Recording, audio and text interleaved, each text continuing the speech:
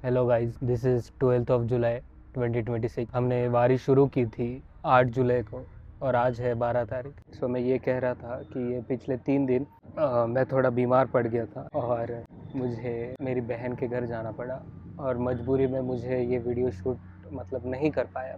हम सिर्फ 2 लोग हैं, एक मैं और गजानन मेरा दोस्त, जो हम 3 सालों से साथ में रह रहे। मैं जहाँ पे जाता हूँ गजानन होता है, गजानन जहाँ पे जाता है मैं वहाँ पे होता हूँ। सो हम दोनों ये वीडियो शूट कर रहे हैं और बात ये है कि अभी हम दिन भर वीडियो शूट करते हैं और रात को मैं बैठता हूँ एडिटिंग पे, और मैं एडिटिंग में उतना अच्छा हूँ नहीं फिलहाल। तो थोड़ा मुझे एडिटिंग करने के लिए, थोड़ा लाइनअप लगाने के लिए, मुझे 5 मिनट का काम के लिए मुझे 1 घंटा 1.5 घंटा लग रहा है। सो अगर मैं आज रात को एडिटिंग को बैठता हूँ तो कल सुबह 4 बजे 5 बजे वो ख़त्म होता है। 4 बजे सो के मैं उठता हूँ 7 बजे 7:30 बजे 8 बजे ये शूटिंग के लिए वापस दूसरे दिन। सो उसके वजह से ये बॉडी मेरी झेल नहीं पाई या फिर वो उतना लोड नहीं ले पाई एंड मैं बीमार पड़ गया। बट कोई ना, 8 तारीख को आळंदी से पालकी निकलती है संत ज्ञानेश्वर महाराज की, और वहीं पे थोड़ा 2 किलोमीटर आगे जाके स्टे करती है बिकॉज रात बहुत होती है एंड वहाँ पे एक रिचुअल है जो हर साल मनाते हैं, तो वहाँ पे स्टे करते हैं। फिर नेक्स्ट डे मॉर्निंग को 9 तारीख को पालकी वहाँ से निकलती है और सीधा आती है 24 किलोमीटर दूर दगड़ू शेठ हलवाई, जो गणपति बापा का मंदिर है, वहाँ पे आती है। वहाँ वो 24 किलोमीटर ट्रैवल करने के लिए पूरा दिन लगता है। सो वो ट्रैवल करती है रात के आई थिंक 9:30-10 बज गए थे दगड़ू शेठ हलवाई तक पहुँचने के लिए। फिर उसी रात शनिवार वाड़ा, जो कि हार्डली 200 उससे बाजू में ही है, वहाँ पे स्टे करती है और दूसरे दिन भी वहाँ पे स्टे करती है because 24 kilometre is so long distance. पूरे 20 दिनों में ये 24 किलोमीटर सबसे लंबा डिस्टेंस है, तो वो पूरा दिन 2 दिन वहाँ पे आराम करती है। तो 10 तारीख को शनिवार वाड़ा पे पालकी स्टे करती है, आराम करती है, और फिर नेक्स्ट डे 11 तारीख को सुबह सुबह वहाँ से निकलती है एंड स्ट्रेटली वो जाती है अपना देहू फाटा का डिस्टेंस होता है 20 किलोमीटर, 20 से 22 किलोमीटर। अब इसमें क्या होता है ना कि पुणे से लेके देहू जो है वो पूरा डिस्टेंस एक घाट लगता है, माउंटेन लगता है, और वो माउंटेन ट्रैवल करने में लोग बहुत थक जाते हैं और वहाँ पे व्यू बहुत अच्छा मिलता है। आप अगर वारी आपको सच में महसूस करनी है और आप सिर्फ 2-3 दिनों के लिए आ सकते हो, तो फिर सबसे पहला है देहू से जो घाट जाता है वो, और सेकंड है जो रिंगन लगता है। रिंगन तो वैसे बहुत आगे लगेगा, अभी उसके लिए वक्त है, लेकिन फिर भी ये 2 चीजें, एक पहली घाट दिव्य घाट और दूसरा होता है रिंगन, जो रिंगन आगे लगता है। सो पालकी सासवड़ पहुंच गई है और पहुंच के वहां पे स्टे करती है।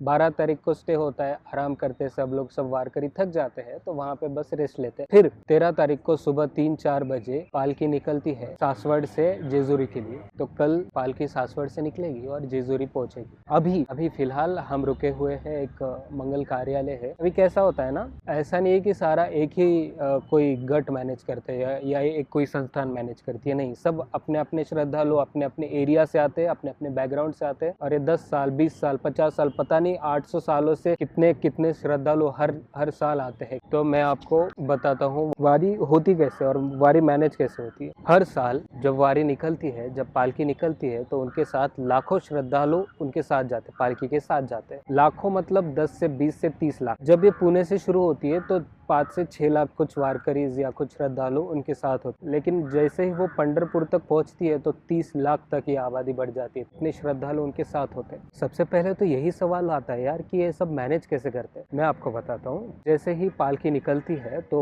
उसके साथ जो भी श्रद्धालु होते हैं, लाखों श्रद्धालु होते हैं, वो ऐसे नहीं है कि सब साथ में चलते, नहीं, सबका अपना अपना एक ग्रुप होता है। जैसे मैं हूँ तो मेरे साथ गजानन है, गजानन और मैं, हम दोनों साथ में जाएंगे जहाँ पे भी हो। हम दोनों पैसे जमा करके साथ में चलेंगे। रात को खाना है तो हम किसी होटल में जाएंगे, लेकिन अभी हम 20 से 30 लोग हैं या फिर 40 से 50 लोग हैं, 2 लोग से अभी हम 50 लोग हो गए, तो हम होटल में नहीं खा सकते, हमें खुद का खाना बना के खाना पड़ेगा। हम चंदा इकट्ठा करेंगे, हम चंदा जमा करेंगे और हम खुद का व्हीकल करेंगे, भले ही वो ट्रक हो या फिर जीप हो या फिर 4 व्हीलर कार हो, कुछ भी हो, व्हाटएवर, हम पैसा जमा करेंगे और हम चलेंगे। ऐसे दिन का खाना, दोपहर का खाना, शाम का खाना, सब हम ग्रुप में साथ में रह के बना के खाएंगे जहाँ पे भी स्टे होगा। और ऐसे ही बड़े बड़े ग्रुप्स होते हैं। हर एक वारी का, हर एक वारकरियों का एक 100 से लेकर 150 तक का ग्रुप होता है और वो साथ में चलते हैं। उसके बाद आप फॉर एग्जांपल अगर अभी मैं सासवड़ में रुका हूँ तो यहाँ पे हम एक मंगल कार्यालय में रुके हैं। वो मंगल कार्यालय जिस भी इंसान का है वो रहने के लिए यहाँ पे 2 दिनों के लिए, और हर साल मैं यहाँ पे 4 सालों से आ रहा हूँ। मैं तो जब भी आता हूँ तो ये हमें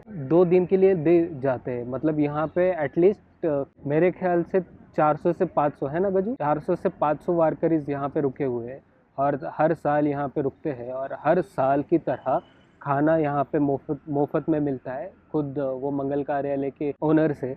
और यहाँ पे स्टे भी उस मंगल कार्यालय के ओनर से ही आपको फ्री में करेगा। ये तो एक पार्ट है, यहाँ पे तो 400-500 लोग हैं, ऐसे कहीं लाख लोग पूरे यहाँ पे 10 किलोमीटर एरिया में कहीं ना कहीं रह रहे हैं। और वो सब लोग जहाँ पे भी रह रहे हैं वो किसी के घर पे रह रहे हैं, किसी के मंगल कार्यालय में रह रहे हैं, किसी के होटल के आंगन में रह रहे हैं, किसी के लॉज में रह रहे हैं, फ्री, पूरा free.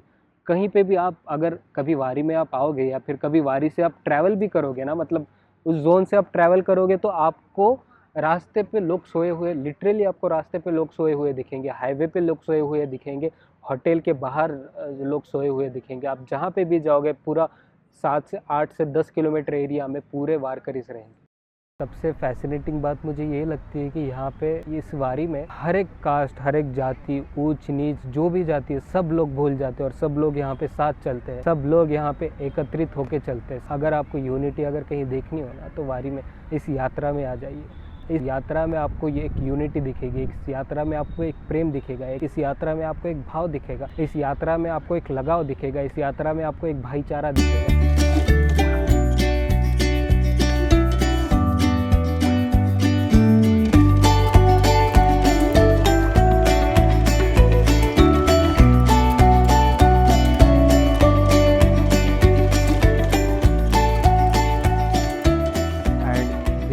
We are charging our gadgets. ये देखो यहाँ पे मेरा मैक है और यहाँ पे इससे मैं मेरा आईफोन चार्ज कर, यार जहाँ पे भी प्लग मिलता है, जहाँ पे भी करंट मिलता है वहाँ पे मैं बस लगा देता हूँ।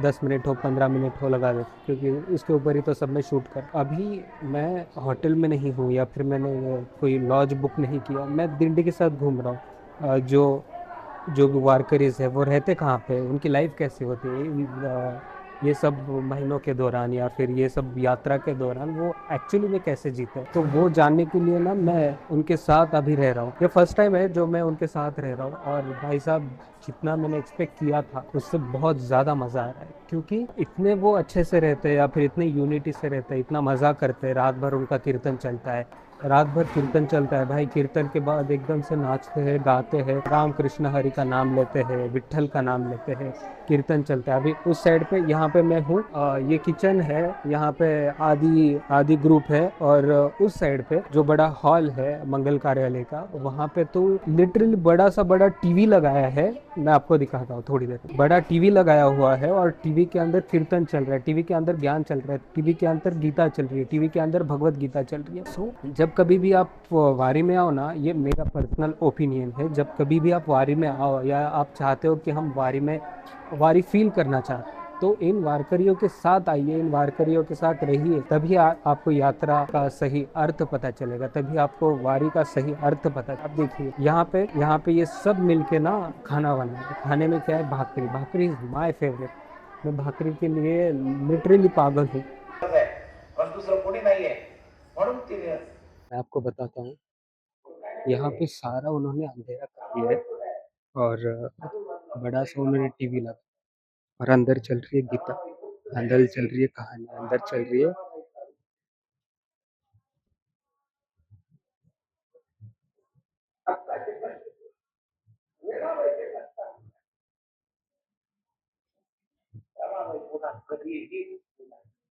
देखिए, ये अंदर चल रही है कहानी, ये अंदर चल रही है गीता। अभी मैं माइक का प्लग निकाल दूंगा तब आपको सब आवाज आएगा, बस देखिए। सखूच्या जीवनामध्ये सखूच्या ऐवजी स्वतःला बांधून घेणारी जी दुसरी सखू आहे नक्कीच तुझी राख.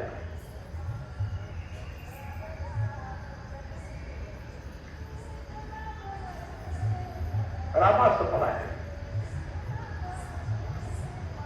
आणि रामाने त्यावेळेला ध्यानामध्ये वेणाबाईला साक्षात दर्शन, रांगेमध्ये बसून वेणाचं कीर्तन ऐकत होते.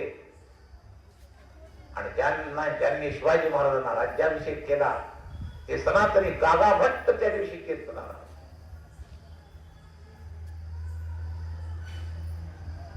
कीर्तनामधलं ते विलक्षण रूप, विलक्षण विवेचन ऐकलं.